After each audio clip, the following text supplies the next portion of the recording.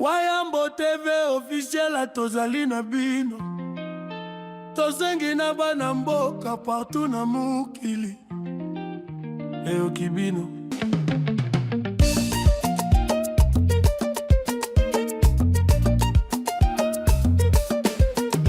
Bienvenue sur la chaîne qui vous éclaire. Wayambo TV. Vous massivement.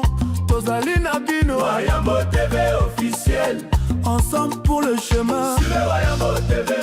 Beauté na balandi nyonso ya Wayambo télévision ba moretu ya Wayambo musica. Merci beaucoup parce que vous avez toujours ébélé, vous avez branché pour la émission ya bino Wayambo musica. Ka ndenge na lobaka, tout ça on bien là la teso ila le kopula. Tout ça wa pour na bino artiste musicien, artiste comédien, on va participer à l'émission contacter biso na ba numéro eza affiché wana ozala deux cités. Donc ozala to yambo na plateau na biso ya Wayambo musica. Ba numéro na biso eza affiché wana. Donc merci beaucoup à Tata Nzamba Pesi biso couper ma route na sumu kolo lelo. Tozala wana chaque jeudi, vendredi, samedi, dimanche na Wayambo musica. Donc merci aussi à notre dojo, le patron de tous les patrons. Merci aussi à notre cordon Trésor Mbokila International. Merci à l'équipe technique Mobimba, frère Daniel, frère Rabi, Wabi, frère. Bon, on est passé à la prière avant Marambo et Banda quoi. Donc merci beaucoup. Merci aussi à Harry le grand depuis Paris. Merci à ses présidents depuis Paris. Il y a trop. Merci à Joël Kousseki. Joël Kousseki, le millionnaire afro congolais.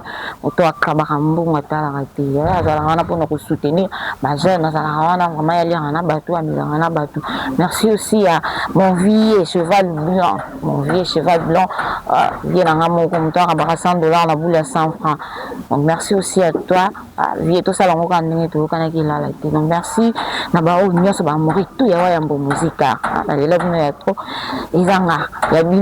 De la presse congolaise. Merci beaucoup de nous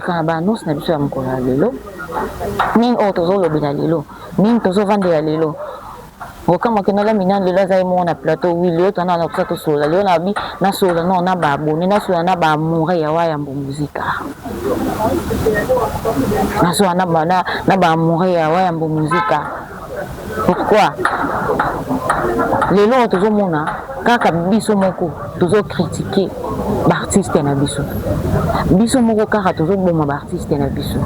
Or que biso monde to ça na to ça bat o ezaki to ko tombola biso ndi photo tombola bango biso ndi photo pesa bango courage biso ndi photo encourager bango na musalo bazo sala eza pour honneur ya mboka eza honneur ya mboka na biso. Il faut encourager bango na musalo bazo sala. Nikambuya ba polémique ki ote okuna golo soka kutana na wayo ba bombi ba biloko wana nyoso wana en tout cas ils ça la passe vraiment tokena ngambu ya ba comédien ndenge moko et comme ça wakutani koto famille botana ba kuna ba coupe ba so la raté trouble kokota. Donc comme campé vraiment ko bongisa art ya mboka na biso. On est un peu comme ça, il y a beaucoup de choses. Il faut ça après ce moment, comme ça, c'est plus grand quand on va hériter. Mais c'est plus grand quand on va falloir pour pas. Mais avant de ce qu'on a bâtiment, vous avez qui balingara faire rigolo. Et comme on compte mon ranking, moi comme on compte à ma casse, c'est vraiment ils ont ça là vraiment qui est au côté. Ils ont ça là vraiment qui est au côté. Et le bas en grande sœur na ngai Karine Molondo bingande na zabu eloko rankina linanga te na yoka ka musique nyoso bango nyoso bazaba ndiko na bazaba na ya Congo biso nyoso tozaba na ya papa moko. Na profiter pour passer un ma grande sœur chérie Karine Molondo. Merci aussi à ma grande sœur Belinda Madaila na pesi bambote sikazali toko le kanabangos na sommes pour la qui te funga ma vraiment te funga la dossier na biso les grands mon pas au Koffi Olomide à la concert na ils a maintenu ils a le 12 juillet 2026 na Bruxelles ils a la stade Roi Baudouin biba na Bruxelles to tonda wana bana Bruxelles to zala ba ngaka Koffi Olomide ba ngaka musique wana ya bien wana to total mupanzi mama sia ozala. Donc mama sia za wana wana ya mama si ils a vraiment bien. Donc tout tonda wana Koffi Olomide a fêté 70 ans na yé. A fêté 70 ans na yé le 12 juillet na ba oyaye ba o balingaka ba o balingaka musique bon balinga rumba Koffi Olomide abi akofite 70 ans na ye na ba o nyonso ya ye en tout cas toyebi ke evoleka très kitoko evoleka vraiment kitoko donc babi bana ya Bruxelles totonda wana ekosala vraiment bien makasi Fabregas azalaki na concert na Barcelone Fabregas aki moko amemi deux musiciens bamisusu kote te akeye moko bamisusu te akekana deux musiciens pamba mais tomona ki Fabregas abete concert eleka ye kitoko en tout cas courage na maestro Fabregas tomona ki concert eleka ki très bien et en plus azalaki na bamusicien na ye baimage concert ya Fabregas comment eleka ki tolingaka te kokritikaka baoyo ya biso tozana mpona koencourager bango tozana mpona kobwakela bango bafleur et non mpona kokritikaka bango soki tokobwakela bango bafleur te soki tokokritike bango banani oyo biso tokobwakela bafleur banani oyo biso tokolobela malgré rancune malgré baproblème mais tozalaka wana mpona osoutenir eza honneur ya mboka na biso eza honneur drapeau ya mboka na biso etombwami na mboka na pays mosusu eza honneur ya mboka na biso donc tozalaka wana toujours mpona kosoutenir baoyo ya biso tozela te kono mise moko ya Congo Brazzaville to mise moko boye nde tosoutenir ye te tosoutenir baoyo ya biso moko en tout cas courage na maestro Fabregas elekaki vraiment super bien tolandaki yango mais elekaki super bien vraiment donc courage na maestro Fabregas courage à toi Ferregola azalaki na concert na Matadi ezalaki na hôtel Lydia avaki tokota tozonga nao na régie lelo toyebi tovandela kaka nde makambo ya bamisien na biso tozosala analyse par rapport ya baconcert na bango ndenge elekeli banimero eza na bacontacte biso bokomela biso bamessage par rapport ya baconcert par rapport ya bamisien na biso ezosenga nini mpo bazala na bomoko ezosenga nini rancune eleki makasi po ekosala mpe kino jour mosusu bavandi mpe boya te concert moko boorganize mpe concert moko bamisien na biso bango nyonso babeti mpe ensemble estce kosalamaka ndenge ni faire ngola ya mamaki na mboka oyo ya ye eza kosala honneur ya mboka na biso critique ezalaka oui mais tomemango ndenge tolinga tomemela yango te so toyebi tozonga moke nsima na bapapa na biso bawendo baweranson ata kutango makambo yango ezalaka mais ya niveau oyo te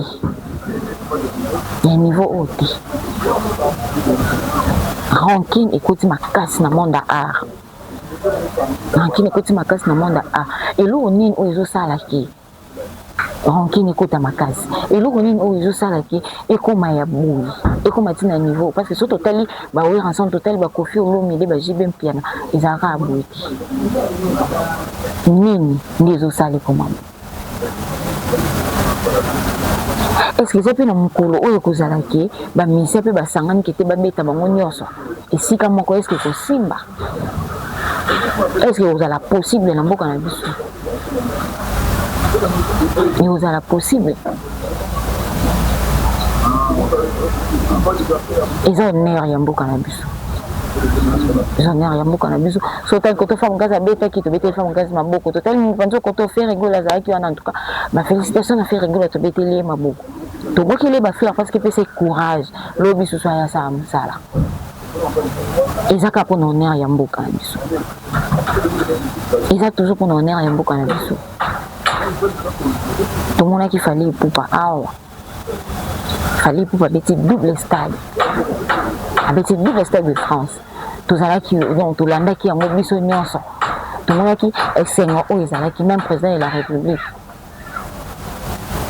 asepelaki aotalaki te drapeau ya mboka etombwami eza honneur ya mboka na biso mpona kosala honneur ya mboka na biso ekozala na mafinga te ekozala na baguerre te ekozala na makambo mosusu te ekozala nde ntango towana bomoko tosimbani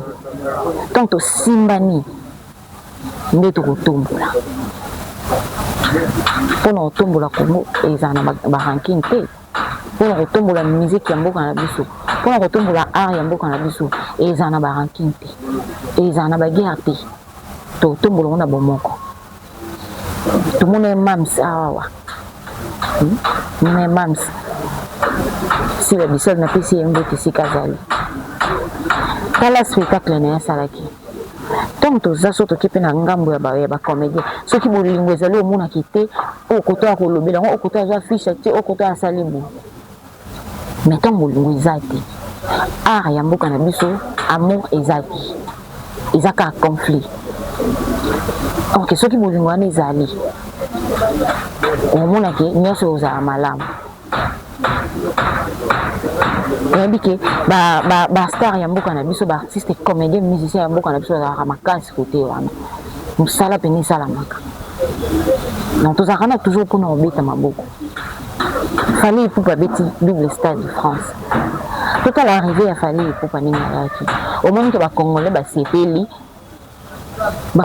eza nde tokendaka toyambi bajoueur na biso bakeli banda babeti eleki kitoko omoni kete congolais nyonso atelemi asepeli mpo nini bana ya mboka bazongi bana ya mboka bakendaki basali oyo bakendaki kosala bazongi il faut encourager bango fo tobetela bango maboko fo toyamba bango na honneur nyonso nde bakendaki koyamba Fally Ipupa totala plein oyo esalamaki nyonso ane ezalaki pourquoi bolingo ya mboka amour ya pays na biso amour ya pays na biso président lobaki oyo président lobaki ya kosala asali yango oyo président lobaki ya kosala lokola Fally Ipupa asali honneur ya Congo azomérite faut kodécorer ye président asalaki yango tolandaki discours ya président tolandi discours ya Fally Ipupa parceque na kamwa eloko moko babakaki mo bamusicien batangaka te bamusicien tolanda discours oyo Fally Ipupa asalaki. Immense gratitude et une grande humilité que je me tiens devant vous aujourd'hui pour recevoir cette haute distinction de la République.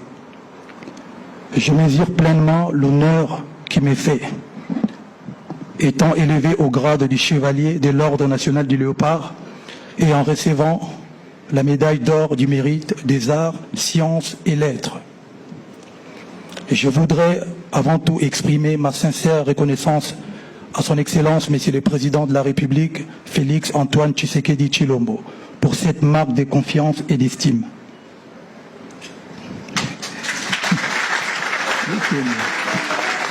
Excellence, Monsieur le Président de la République, en honorant ma personne, c'est la musique congolaise que vous avez célébrée.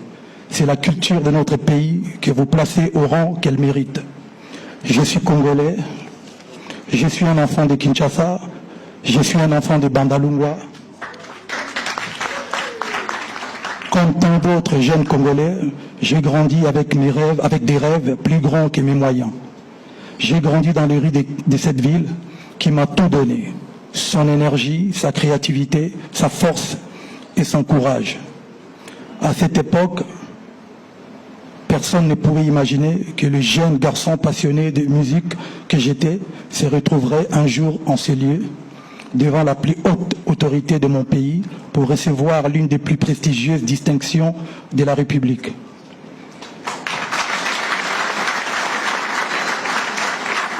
Mon parcours n'a pas toujours été facile. Il est le résultat d'une vision, des fruits des sacrifices, de doutes, de travail acharné, de discipline et de persévérance. J'ai connu de longues répétitions, des voyages difficiles, des scènes modernes avant d'en faire de plus grandes. J'ai appris à tomber et à me relever. J'ai appris que le talent seul ne suffisait pas et que le succès était avant tout une école de patience et de travail acharné. Si je suis ici aujourd'hui, c'est grâce à Dieu, grâce à ma détermination, grâce à ma famille, grâce à mes collaborateurs et surtout grâce à ceux qui ont cru en moi lorsque le chemin pourtant droit semblait encore incertain. mais aussi grâce au peuple congolais, ce peuple extraordinaire qui m'a accompagné depuis plus de 20 ans. Mon émotion est forte. Elle est si forte que mes pensées vont vers mes parents qui m'ont quitté trop tôt. Mon père Faustin Ipupa Ebamba, ma très chère mère Monique Bolotou Limbo, qui auraient été fiers de leur fils. Excellence, Monsieur le Président de la République, aujourd'hui je voudrais que cette cérémonie soit un message d'unité, car l'art n'a ni frontières, ni province, encore moins une apparence tribale, mais plutôt il rassemble et unit ce qui est dispersé. Il crée des ponts là où d'autres voient des murs. Je dédie donc cet honneur à tous les artistes de la République démocratique du Congo. Musiciens, écrivains, peintres, danseurs, sculpteurs, cinéastes, humoristes, stylistes, photographes et tous ceux qui ne sont pas forcément cités ici. Enfin,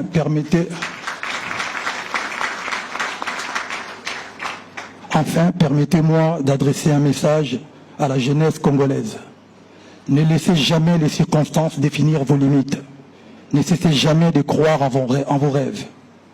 Le chemin peut être long, mais avec le travail, la discipline, le respect et la foi, les rêves les plus audacieux peuvent devenir réalité.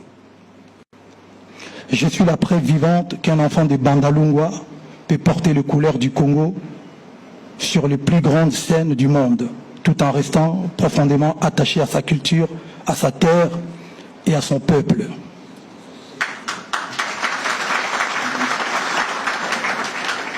Aujourd'hui, je reçois cette distinction avec humilité.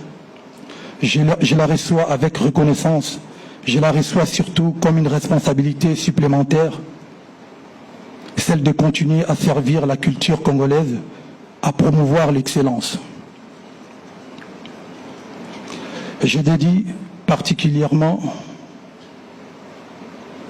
celle de continuer à servir la culture congolaise, à promouvoir l'excellence et à contribuer au rayonnement de notre beau pays. Je dédie particulièrement cet honneur qui m'est fait au retour de la paix à l'est du pays.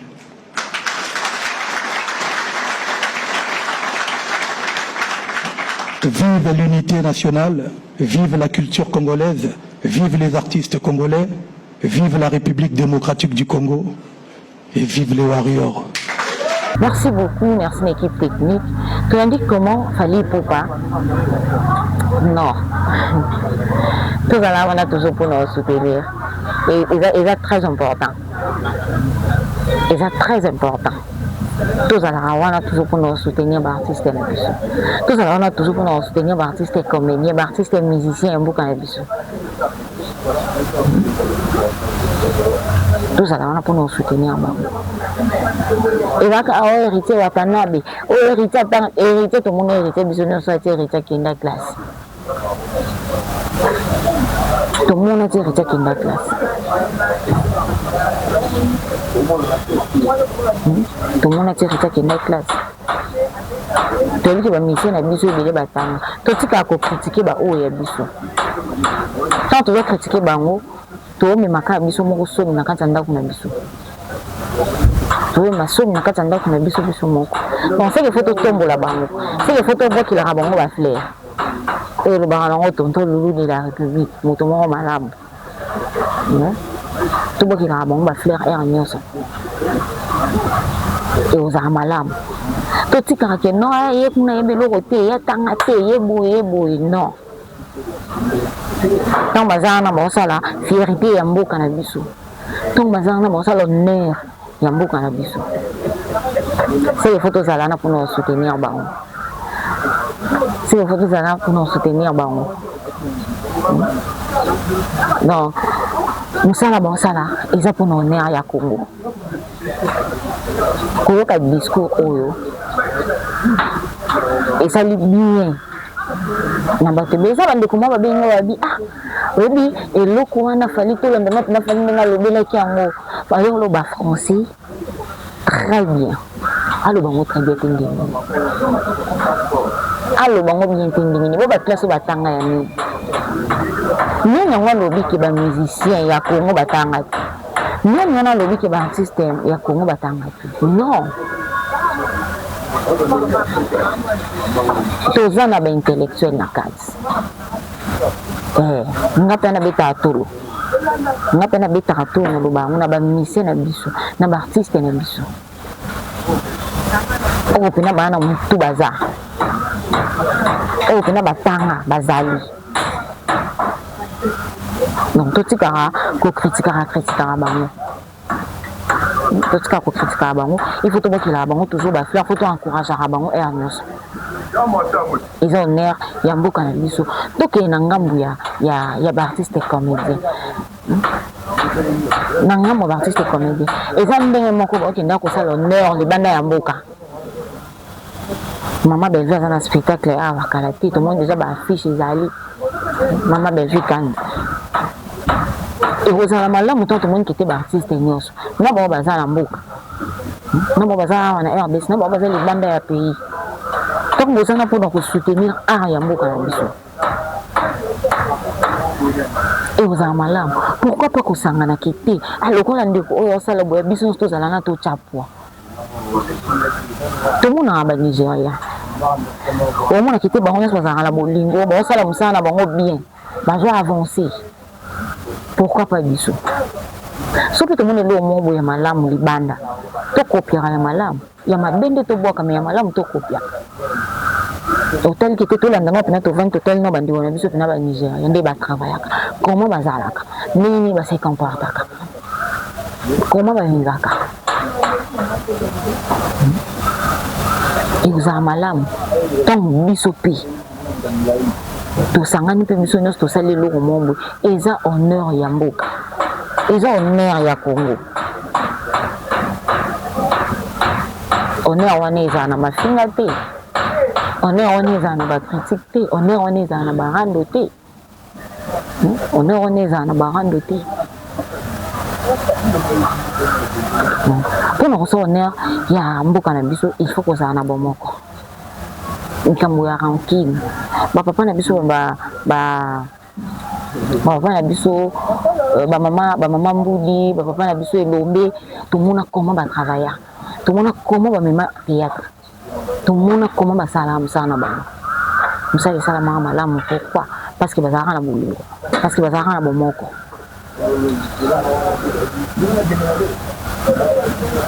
Ce qui bolingo ni zala hati. Banga bazambi bazali lote l'autre monde ce qui tout monde le ba mam sisi la bisal babini parce que bolingo ni zala ka surtout monde ba vikandi bazawana parce que amour ni zala ka lelo babini sipe ya ba mobana ba otala pe bana. Pourquoi pas? Et ça, m'a fait un moment où. Pourquoi pas ça, un moment où? Il y a une ligne. Et ça, qui ranking, on est à ma case. Et ça, on a un gamme côté de musicien, et ça, on a un artiste et comédien. Non, profitez que bien là, ministre de l'art. Et l'eau comme mon côté où est manqué pour nous sanguiner ça bamounioso et l'eau comme mon côté où manqué pour nous sanguiner ça artiste et comédien pour nous sanguiner ça artiste et musicien et l'eau comme mon côté où manqué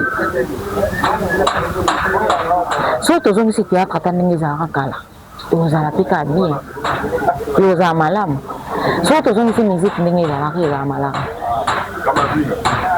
musique bêta oui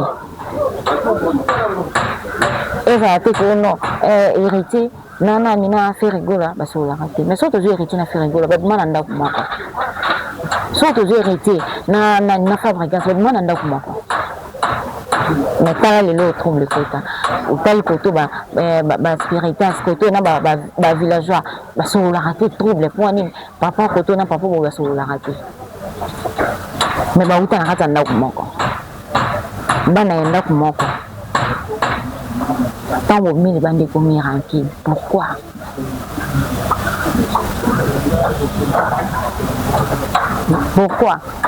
on est comment c'est un lobby la mignonne et puis bateau ba taka trouble pas na mo ka nga ba fan biso mo ka ba fan ba to taka trouble wana biso mo ka ba fan de ko ta ba ranking wana fan on ko ki de bo lobby bo pe ko ta lobby bo ko ma na ba trouble ko ti non il faut ça malamu pour encourager les artistes pour on est à mboka na biso be ba fan ya koleka ke o afini entela ata kutango balobi keke musique yango to nini yango théâtre yango etambola kaka bongo tosangana tosala eloko moko tosangana tokoma eloko moko tokotombola liso art ya mboka na biso so tosangani mpenza tosangani mpona kozala eloko moko art ya kongo kotombama art ya mboka na biso kotombama mpo nini te toleka ata bayini edo wana baartiste oyo libanda wana tobeti mpe eloko moko mpenza na mboka na biso moko parce que so tozwi déjà mams tozwi bavikandi so basangani mpenza tozwi bandeko na biso ebele ntongo basangana toyebi kete eloko ezalaka mpena na motu esalaka ntongo basangani vraimen bango nyonso kete babeti eloko moko babeti mpena eloko moko est ce que bato bazala so na mposa kotala Nigeria susi ani ezala su te bazala so na mposa kotala Nigeria te bazala sikoyo nini na mposa kete tobanda kotala kaka ya biso moko mpo anini parce que bolingo ezali tosangani tosala eloko moko oyo ezaki ya biso moko ekozala honneur ya mboka na biso vraiment merci beaucoup lelo tolingaki tomeka mpe kopartage na baamoureux tu ya wayambo musika par rapport ya baconflit par rapport ya tout oyo ezoleka na kati ya art ya mboka na biso oyo ezoleka na art ya mboka na biso eloko oyo tosenga mingi eza kaka nde bolingo eza bomoko mpo art ya mboka na biso etombwama eza bolingo yango nde kotombola art ya mboka na biso. En tout cas merci beaucoup, merci na équipe technique mobimba tokomi presque na suka déjà ya émission na biso ya mokolo ya lelo Mimi nasuka ya misa ya mkula lelo na pesi merci na ba o nyonso balingaka la minome de la presse ba o nyonso balingaka wayambo muzika contactez biso na ba numéro affichés vous participer na émission contactez biso na ba numéro affichés wana okozala DCT ba message na bino ba appel na bino en tout cas merci beaucoup vous continuez toujours ko sala moka ndenge ndeka to yokana ndeka to yokana sala vraiment bien tout ça monde to yokana ela la teso de la li ekopola to tika mahamba ko finga totika mahambu ya kufinga yango nde moto ezoboma tomoni ndeko na biso chacha tozosite déjà chacha dor alobaki eloko moko wana par rapport ya bawarion par rapport à nini ça veut pas dire que soki motu asali choix na ye eza choix na ye est-ce que soki motu asali choix na ye ekoluka ekota trouble polémique ekota osengaka polémique ekota eza mpe na bato ebele mpe bazalaki na ngambo efali mpo bake na ngambo ya bagolwa na ngambo ya fere golwa donc baza kaka bango nyonso baza bana ya papa moko biso nyonso toya bana ya papa moko biso nyonso toya bana ya papa moko Félix Antoine Tshisekedi non totika babiloko wana eza vraiment bien mpe merci na baamoureux tout merci na frère Daniel ndeko Daniel na nsima ya caméra nabengaki maboko traité merci aussi à frère Rabi donc on a toujours la machine donc il y a là la toujours voilà la machine bon merci à notre cordon très embauché l'international merci aussi à notre DG héritier Wayambo gros bisous na bino nyonso tokutana na prochain numéro au revoir. Wayambo TV officiel à tozali na bino tozengi na bana mboka partout na mukili eokibino.